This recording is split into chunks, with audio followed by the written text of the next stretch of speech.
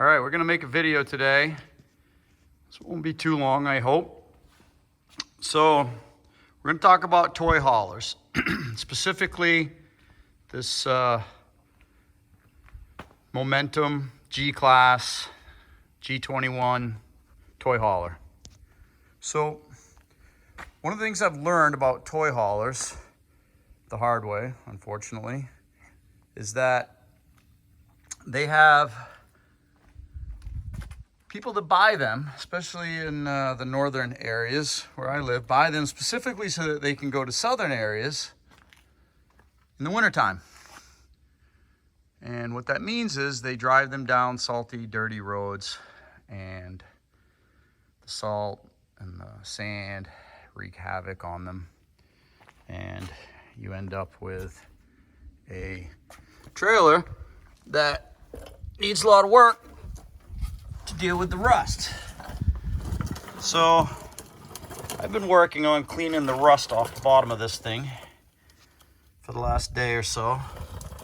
I probably should have taken some videos of it before, but anyway, as you can see, it gets under the water and the salt gets underneath the paint and it causes corrosion, of which I've cleaned up a great deal of it, all the loose and flaky stuff. And one of the interesting things about this is the fuel tank. You can see it's starting to get some corrosion on it. You might say, why has it got a fuel tank? Well, because these toy haulers, a lot of them will have fuel tanks in them so that you can refuel your toys. So what I've done here is this material here, it's like plastic cardboard basically. And it's what they cover the bottom of these things with. And I've dropped mine down because I noticed that my tanks were sagging. These tanks here. And you know, this is a remedial video. This is, people who work on these all the time know all about this stuff. I'm not one of those people, and I was looking for information on the internet and I couldn't find a lot of information really showing me what's going on under here, so I thought this would be informative. So there's straps that go across here, and there's these cross members. These are, so that plastic will be, it'll go from frame rail over to frame rail across the bottom of the camper. This is the gray water tank that you see here. One of them, this one has two.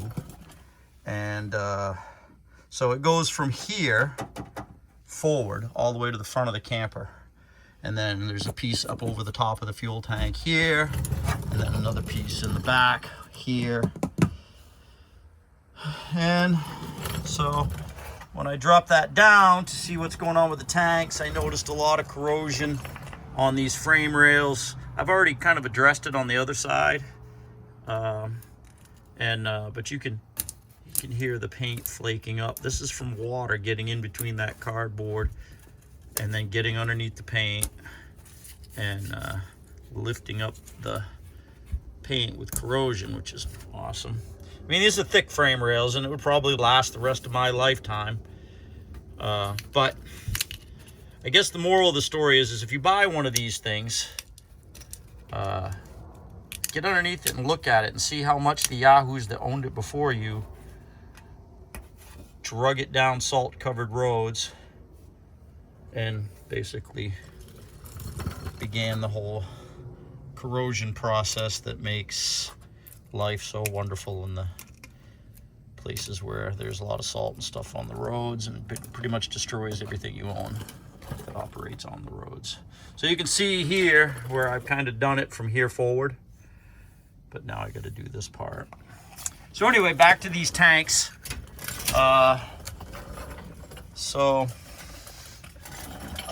With these tanks, the straps go, these are my water tanks. This camper has two big water tanks in it so that you can carry a lot of water with you when you go off grid. That's a heating duct that you see up there in the distance. This is the back side of what that plastic cardboard looks like. And you can see I've just folded it back on itself. It's pretty flexible, as you can see. And so those straps will begin up there on that cross member there, and they go back and they attach to this cross member, and then they go back and they attach to this cross member, and all the cross members kind of lend to the overall integrity. The three of them combined with, I think there's 1, 2, 3 straps that go across here. You can see where it lays. These straps kind of tie to each other, and it creates overall a package that supports these two tanks. And each one of these is about 50 gallons, so this thing holds 100 gallons of fresh water, which is great, except that's a lot of weight. And the other thing about these things is they have a vent on them. And all this is really good information that I wasn't unable to find. So this is the vent for one of the tanks right here, and you can see where it goes up and into the tank, and then it comes down here, and you can reach in between the tires, and there's this valve on it. Now, I don't know if this comes from the factory like this. I suspect it doesn't, but this valve is the vent for that tank. So if you're a noob like me and you start filling the water tanks, and this valve is shut, because if you're a noob, you're liable to shut it, thinking, why would that valve be open? I should shut it. So when you shut that and start putting water in the tanks, it will inflate these tanks. If they have air in them, which they will if they're empty, and then you start pumping water into that tank, it will force the tank to do like a balloon, and it will begin to expand the tank like a balloon. And that's what happened to me. I caught it early in the game, but what it did was it stretched these straps to the point where these tanks were sagging. And then you can't use all the water. There's still water in here, but you can't get it all out because the tanks are sagging. So there's probably 10 gallons of water in each one of these tanks that's just laying there. So what I'm going to do is make new straps. The ones that are in that are very, very flimsy. So I'm going to make new straps out of a little bit heavier metal, and I will prime them and paint them so that they don't corrode. They shouldn't corrode anyway, theoretically, if I don't drag this thing down salty roads like the last guy did. But sometimes you might say that kind of defeats the purpose of having a toy hauler. But things rust, and that's the price you pay. If you got disposable cash and you can just buy campers every couple of years, then have at it. I don't, so I'm going to fix this one and not drag it down salt-covered roads any more than I absolutely have to. So there it is. This is what the bottom of this thing looks like. So to get this down, there's a bunch of 3/8 bolts that hold that cover up. That core, there's a name for it. I forget, Coroplast or something like that. And that's one of the heating ducts. One of the nice things about this particular camper is, it has ducted heating in it, which is nice. And it's a well-made camper as far as campers go. These things overall, they're just kind of junky, because if they were really, really nice, they'd be Airstreams and they'd be really, really expensive. I know people are going to argue that Airstreams aren't any better, and I don't really know. I'm not a camper guy, but I guess I'm becoming one. But anyway, you could build a much nicer one if you wanted to, but it would probably be extremely heavy, and you'd need an 18-wheeler tractor to pull it. And and it would be cost prohibitively expensive. So I guess we're not going to do that. But you can see where those straps were pulling so hard on this that it bent the metal.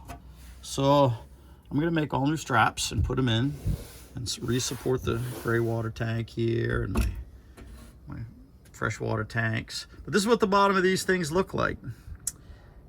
This is the gray water dump. This is a slide valve here. There's the cable that goes to it. This is the wiring for the electronic brakes here.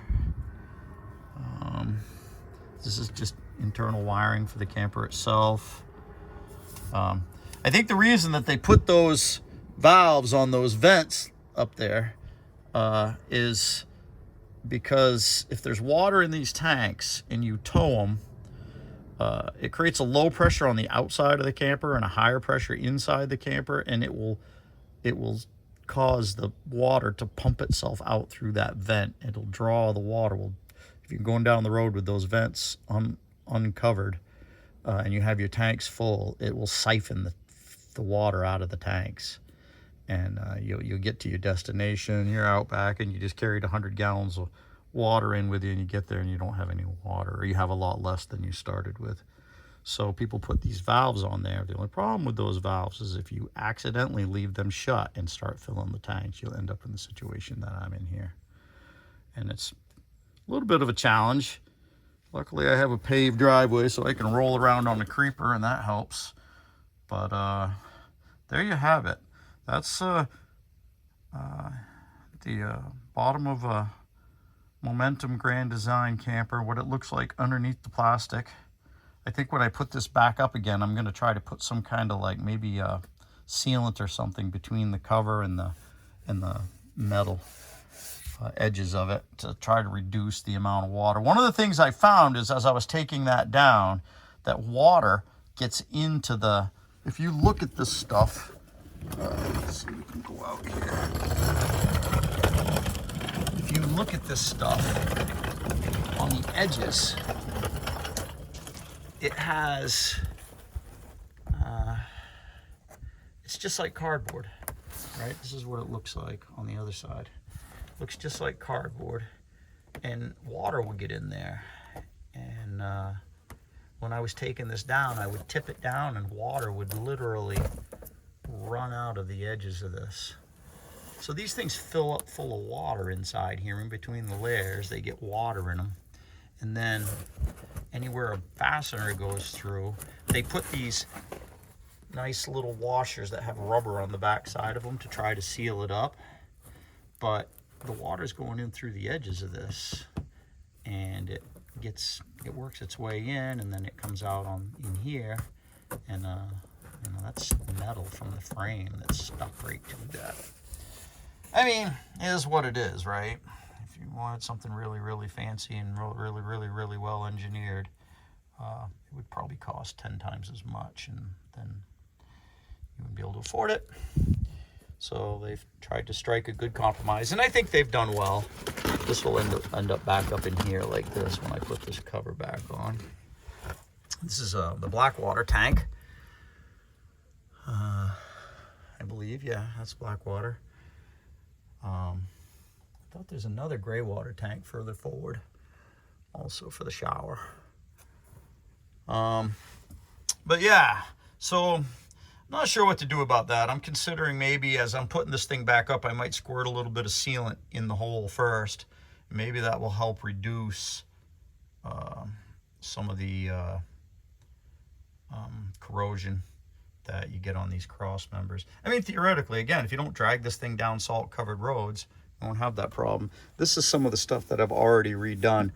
So this is the LED lighting underneath it that you can turn on to kind of light your way. And I've repainted a lot of this stuff out here already, and I cleaned up the corrosion on the outside of the frame. But once I dropped this down to fix those tanks, this was all corroded. So now I've cleaned it off. Combination of a few different tools. These are the jacks for the back. So the tools that I've got in here. Use a needle scaler to get off a lot of the really flaky metal. And then this horrific little monster here, which is just absolutely frightening as hell. I've had this thing get away from me and get hooked up in my sweatshirt before, and luckily the circuit breaker popped on it, because if it had, this thing would have literally torn me a new one. Yeah, so that wire brushes, and then I use this stuff over here, this Eastwood Rust Encapsulator Plus. This seems to work pretty good. You basically just clean the loose scale and rust off of there and the loose paint, and then wipe it down. They got all kinds of special things that you can use to wipe it down. I just use Prep All. this stuff, which is what I'm getting ready to do. This works really good. Wipe it down with that, and then put the rust encapsulator on it. And then if you want to be really fancy, you can paint over the top of that rust encapsulator. Other than that, I like the camper itself. It's a good camper. It's pretty well made. It's really fancy. It's kind of glamping when you use one of these things. They have a lot of good features. There's a couple other little issues that they have with them, like these doors. This material on the walls is like a fiberglass coated wood, and then this stuff that they make these doors out of, I'm not sure exactly what it is. It might be a layer of that same stuff on the outside, but then it's got like this FRP, fiberglass reinforced plastic, on the inside, and then there's like a layer of insulation or something, and so it makes them soft. So I had to put these little aluminum stiffeners on here to make it so that these latches weren't all wonky, so they actually latch good. It's kind of, there's a couple little things like that that wouldn't be that hard for them to fix. These awnings are pretty fragile. I learned again the hard way that you can't leave them out in high winds or heavy rain. I left it out in heavy rain and it ripped this arm, bent it all to hell, and I ended up having to replace it. So I've had a few hard lessons on this thing since I've owned it. So hopefully you can take a little bit away from this video that might help you, keep you from making some of the same stupid mistakes I've made. And unfortunately, if you're not in this game and you don't know, you can make a lot of really expensive mistakes. But I'm not too upset about it. I didn't pay a tremendous amount of money for it, right? I bought it used. I'd be really mad if I bought a brand new one and did all this damage to it. But in this case, these are small things. Luckily, I'm capable of fixing stuff, and so are you, right? Anybody can do this stuff. It's not hard. It's just time-consuming and dirty. But there it is. So hopefully this helps. I had a little trouble finding videos that would explain this. I know it's a little long-winded, but I think it's a useful video and answers some questions that I had, and hopefully it'll save somebody some heartache down the road. All right, have a good one.